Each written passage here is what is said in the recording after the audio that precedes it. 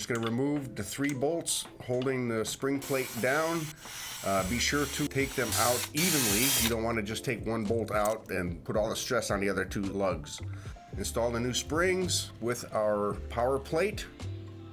Install the 3 screws that are 12-point titanium screws. Again, when you draw these down, draw them down in an even manner. Once it is seated down, you'll go ahead and torque these fasteners to 120 inch-pounds and assemble the derby cover. Or on a soft tail, you do have to remove the primary cover completely. This is created for you guys out there with the big motors making some good power. It's a less expensive way without having to purchase an entire clutch or a lockup or anything like that to increase the amount of pressure on your clutch pack. And it is proven not to slip on our turbo bikes, which is the reason why we created it. You can get yours at traskperformance.com.